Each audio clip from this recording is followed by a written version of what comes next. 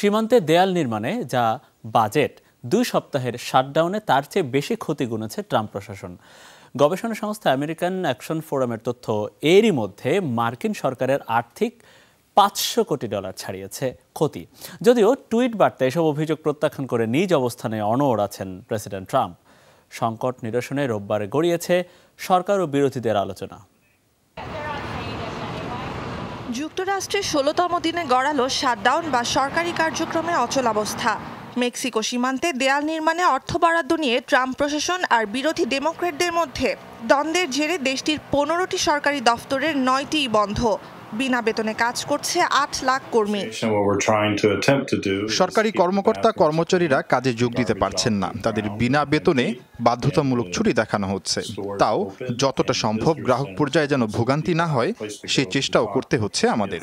দর্শনার্থীরা আসছেন, শাটডাউনের জন্য পশু পাখিদের তো না খাইয়ে রাখতে পারবো না। পরিস্থিতির জন্য বরাবরের মতো বিরোধীদেরই দুষছেন ডোনাল্ড ট্রাম্প। অবশ্য টুইট বার্তায় দাবি, তার আমলেই যুক্তরাষ্ট্রে বেকারত্বের হার সর্বনিম্ন, রেকর্ড পরিমাণ বেড়েছে ঘণ্টাভিত্তিক মজুরি, 20 বছরে জাতীয় উৎপাদনও সর্বোচ্চ। যদিও গবেষণা বলছে শাটডাউনের কারণে এরই মধ্যে 0.2 থেকে 0.6% পর্যন্ত প্রবৃদ্ধি হারানোর ঝুঁকিতে যুক্তরাষ্ট্র, যা অর্থের হিসাবে $200 থেকে $600 কোটি সমপরিমাণ। রাজনৈতিক রূপ নেয় শাটডাউন দীর্ঘায়িত হলে অবাক হওয়ার কিছুই নেই।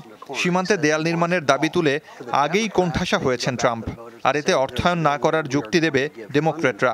বাস্তবতা হলো, একটি দেশের অর্থনীতি সমৃদ্ধির দিকে গেলে ভাগ্য গড়তে সেদিকে মানুষ ছুটবেই। সীমান্তে প্রাচীর তৈরির অর্থ হলো মানুষের স্বাভাবিক প্রবৃত্তির বিরুদ্ধে লড়াই, যা অসম্ভব। জাতীয় নিরাপত্তার দোহাই দিয়ে দক্ষিণ সীমান্তে প্রাচীর তুলতে $560 কোটি চান মার্কিন প্রেসিডেন্ট। দাবি আদায় না হলে হুমকি দিয়েছেন অনির্দিষ্টকাল পর্যন্ত শাটডাউনের। অথচ 2 সপ্তাহেই এর চেয়ে বেশি ক্ষতির বোঝা চেপেছে মার্কিন অর্থনীতিতে। সংকট সমাধানে দফায় দফায় বৈঠক করলেও এখনও সমঝোতায় পৌঁছাতে পারেনি রিপাবলিকান ও ডেমোক্র্যাটরা। নুসহাত কামাল, যমুনা নিউজ।